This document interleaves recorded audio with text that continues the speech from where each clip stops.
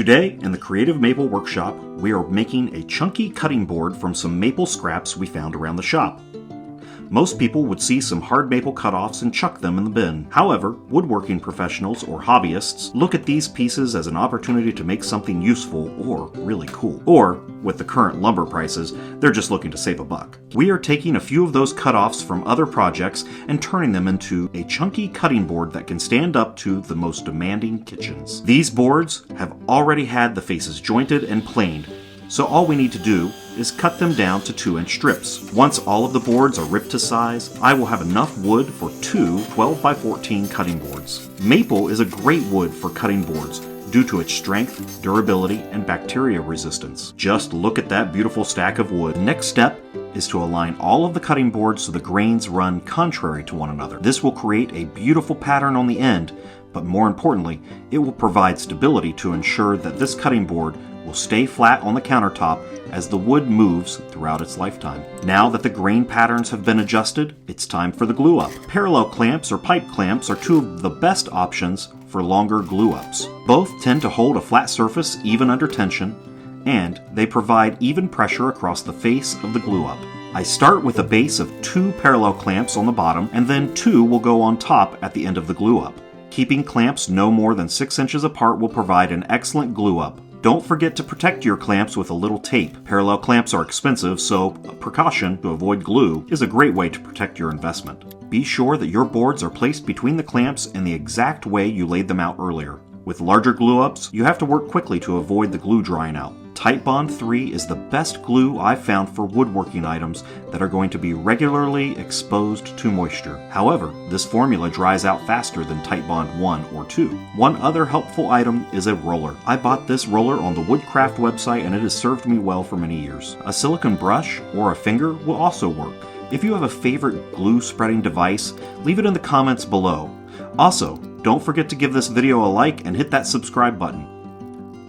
Now that everything is glued up, the last 2 clamps go on and it will sit overnight. The next day you can remove the clamps and then do some glue cleanup. Some people start cleaning up the glue before they completely dry. However, I have 3 small kids who need diapers changed.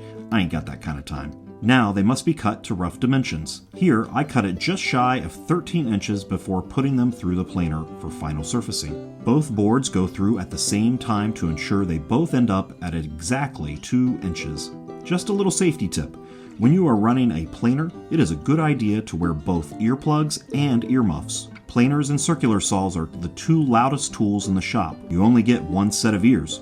Protect them well. Now that both sides are parallel and flat, both boards can be cut down to their final dimensions.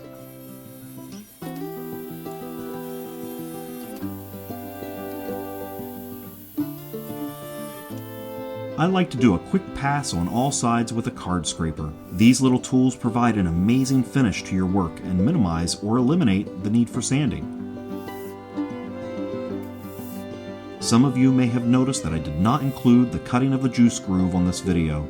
I have an entire video coming out about how to make a juice groove jig for your specific router, so be on the lookout. After sanding the juice groove by hand, I hit the faces and sides with 120 and 220 grit on the orbital sander. After sanding, I like to spray each board with a light mist of water to raise the grain. After it dries, I hit it one more time with the orbital sander at 220 grit. Raising the grain will make the variations in the wood more prominent and more beautiful. These particular boards will be getting rubber feet that screw directly into the bottom of the board. Once installed, the feet will provide a stable working area regardless of where you are using it. I start by measuring 1 inch from the corner and drilling a hole. I am careful to drill each hole to a depth slightly longer than the bolt stem. Putting a little piece of tape on the drill bit is a great way to ensure uniform depth.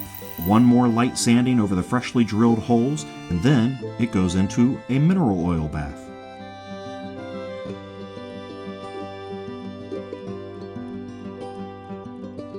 Following that, the feet get screwed into the base. Once the mineral oil is fully absorbed, this board will be ready for some heavy-duty cooking. If you enjoyed this video, give it a like and leave a comment. I always like learning new things, so if you have any ideas or suggestions about this or future videos, I would love to hear them. Until next time, keep making sawdust.